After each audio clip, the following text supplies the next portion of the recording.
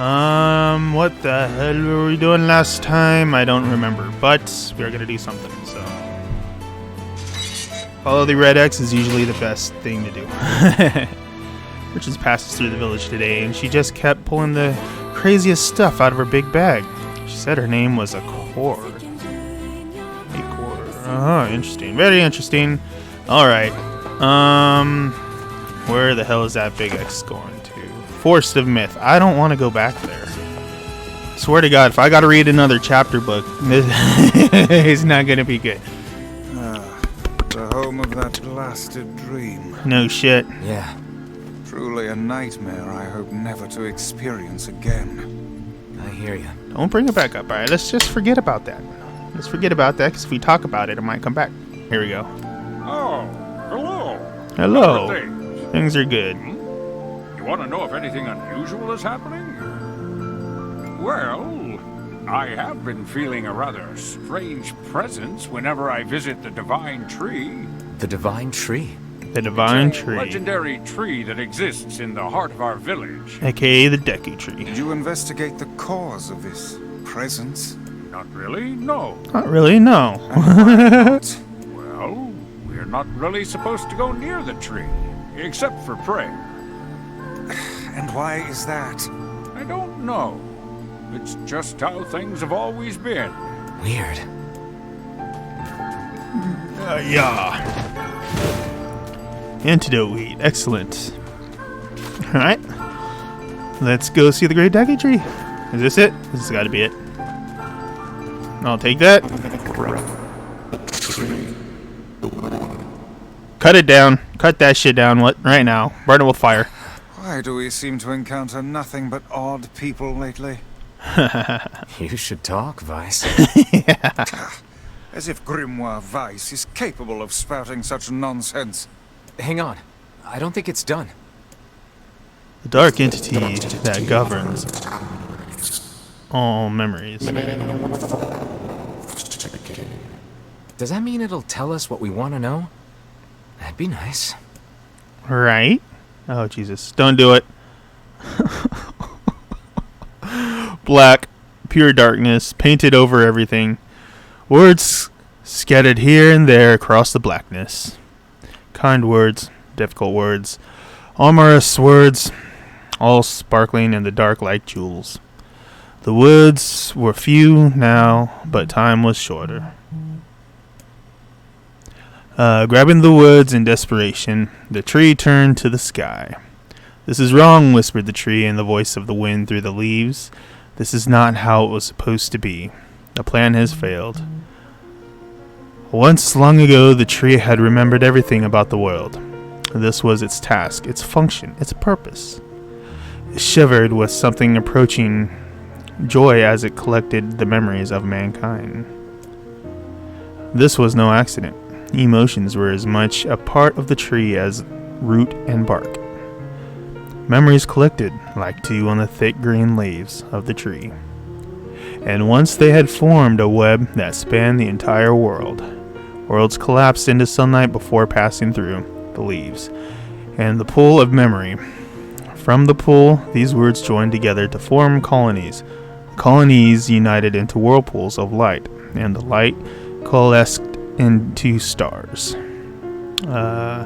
Each star was like a child of the tree, and it loved them all.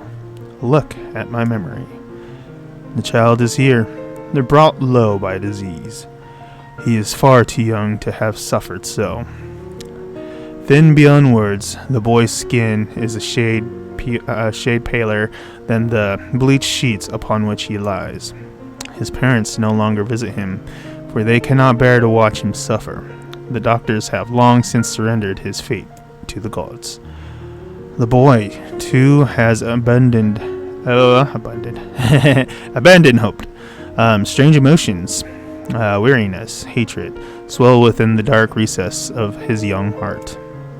He tries to reject the black terror that germinates in his body, but no amount of effort or tears can drive the invader away.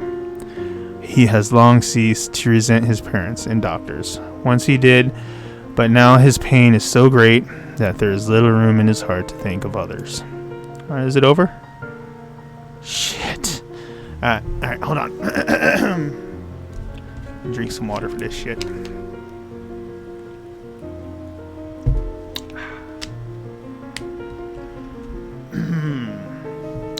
Only one person brings the boy comfort. A healthy young girl with tan skin and deep brown eyes. She is a beacon of brightness and light in the boy's world. Her very presence is a comfort to him. But he is unable to look upon her face. Whenever they meet, the boy is filled with loathing for his own state. Soon, this loathing eats away at what joy he receives from the girl's visits. The girl will stop coming. He knows this. His every waking moment is spent in fear of this day. He thinks that if he could talk to her, if he could tell her of his feelings, this might not be so. But the conversation never happens. The girl disappears. The boy dies alone. Jesus Christ, man! The tree scoops up this memory and carefully stores it within itself. Etched upon it as a single word, envy. Look at my memory. There's a female warrior. Her greatest enemy is a beast with red eyes that she cannot fully comprehend. When she strikes it with her sword, it turns into a pillar of salt and dies. But when the white smoke clears, a new enemy rises, and another, and another. The warrior knows that her struggle is fully, but fighting the unending stream of enemies fills her with a sense of joy and purpose. Somewhere deep in the warrior's drug-addled mind lies a vague memory of a daughter. The child exists only in her head, the dying remnants of a powerful dream she does not know. Her friends and fellow warriors come and go. Some flee in terror, some are eaten. Jesus Christ. She began the fight with 23 companions, but most are gone now. The warrior's body shudders. She does not understand why at first. By the time she hears the fierce, low sound, the arena is already enclosed in darkness. Looking up, the warrior sees a beast so large that it blots out the sky. She is laughing. She has been doing so for as long as she can remember. Covered in blood and dirt, the warrior laughs. She laughs and laughs until the town that contains her daughter collapses into a pile of dust. This memory has been stored for a long time. It is etched with a single word, loss. Look at my memory. I don't want to look at your memories anymore. Jesus Christ. Alright. Composure, Antoine, composure. A red dragon falls from the heavens. Ah, that memory has been lost. A shame, it was a favorite of mine. After many centuries of existence, the tree saw that its carefully labeled memories were beginning to dwindle. Once seemingly infinite, the memories now seemed ready to disappear forever. The tree did not feel sadness at this. Grief was an emotion beyond its comprehension. It did, however, have the distinct feeling that something was missing. The mountain of memories it had so carefully assembled had disappeared. The tree stretched its branches as far as it could, but new memories refused to flow. The pool of memories was a black, empty pit, a hollow place where life had once flourished. The tree had lost its purpose. There was nothing to be done but sift through the few remaining memories littering the ground under its branches. This is why the tree was pleased when the young man and his companion entered the room. Antoine. Well, this place is gloomy as hell. The room Antoine had entered was almost completely empty. All he could see were a few crystals scattered haphazardly on the ground. I butchered that word, I know I did. Picking up one of the crystals and peering into it, Antoine suddenly saw a familiar sight. It was the forest of myth, its villagers, prisoners of their own dreams. I apologize, the tree thought. This is all that remains. As Antoine stared at the jewel, bewildered, a voice suddenly called out from the depths of his mind. The voice implored them to listen. It was an order. Following it was mandatory. Abruptly, the pair realized that they must listen. They must listen. Yes, I am reading again. Oh my god. Yeah, this is literally the next thing that we had to do. So here we are. And it's already been, god, I don't even know how long. Anyways, Vice, look there. A small shadowy presence appeared from beneath the floor. Yes, we're still in the mystical forest. It appeared to be a shade. The shade grasped several jewels in its hand. More jewels tumbled out of its mouth like shards of broken teeth. Sights and sounds tinkling from each one before vanishing forever. The creature was abusing the memories, treating the precious objects like a collection of cheap playroom toys. Vice. The shade appears to be consuming the memories. Antoine, these things eat memories? The tree extended a branch toward Antoine. Without a second thought, Antoine brought his blade down on the shade, tearing its stomach wide. Jewels burst from the shade and poured across the chamber floor. Look through the tree. There is the conviction memory I had lost, and satisfaction, and many others as well. Yes, this is good. The tree opened his mouth and attempted to speak, but no sound emerged. A millennium of silence and solitude had caused the tree to forget certain things, but rather than be upset, it greeted the development with good cheer. Focusing all its power on the riddle of speech, the tree formed a kind of makeshift vocal cord and tried again. Yeah, I'm having fun. I'm doing it. Got to get through it. I implore heck. It spat out a glimmering green jewel. One more time. I implore you. There we are. What was the color of the lost envy? What the fuck?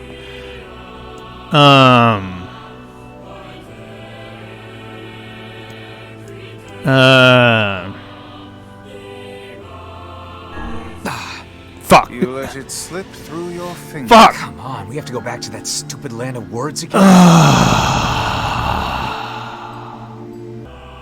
That was brown. That's what it was. Vice, it spoke. The shade has intelligence and emotion. Who cares?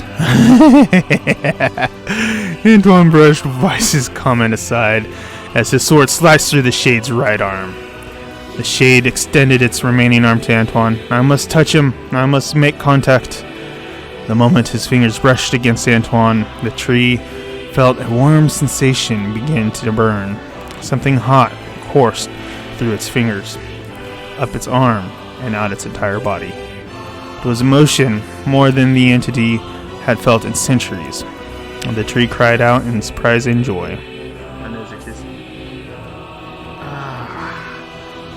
Nailed it. Oh, Jesus. 1,000 years alone. 1,000 years in quiet contemplation. The tree felt like it was going to break apart. For long centuries, the tree had been alone. Its heart sealed with heavy chains, but no more. New, powerful emotions began to take a hold, causing its heart to lighten. This was more than the simple emotions it had been designed to feel. It was the beginning of a soul, and the young man was the key. This was the promise made long ago. This was how it would be released. The tree's stomach began to throb in pain. A new and unpleasant sensation, but the time was not yet right. I implore you, how many were lost by the warrior who fought the red-eyed beast? Shh. It was 20-something. It was like 23. Fucking kidding me? 63 friends.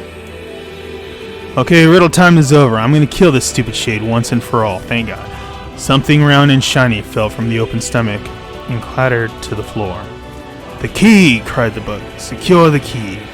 The man's sword slowed. Time began to dilate around them. Stretching and slowing, time is essential. The next word must be heard. The words exploded. It became difficult to discern their meaning. The pool of memories began to crack as infinite blackness burrowed its way into the wall. Vice, this world is falling apart, Antoine. How can a world of letters...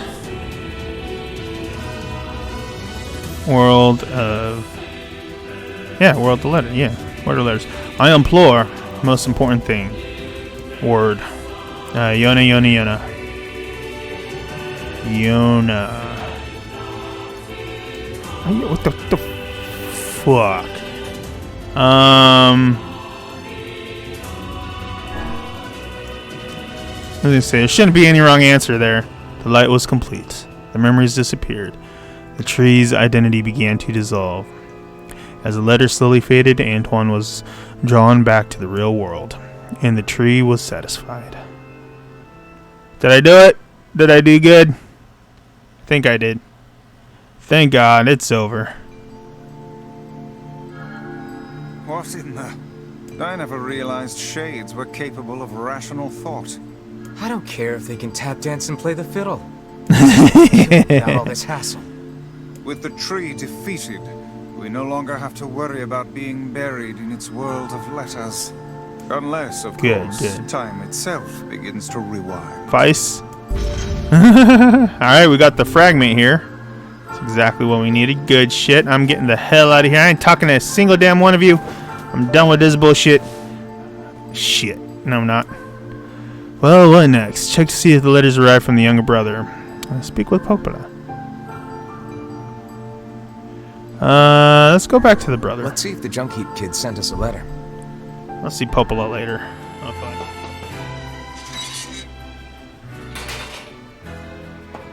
Yo, what you got? No sense in you waiting around. I'll send you a letter once it's ready. That would be great. By the way, what can I help you with? Fuck you, okay? Come back soon. You fuck right off. You have a letter, it would seem. And I'm back. Alright, here we go. Hey there. Your weapon is ready to go.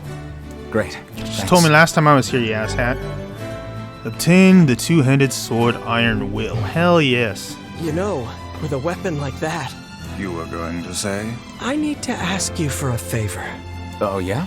I want you to avenge my brother. So am I gonna kill you here, then? I mean, is that what you want?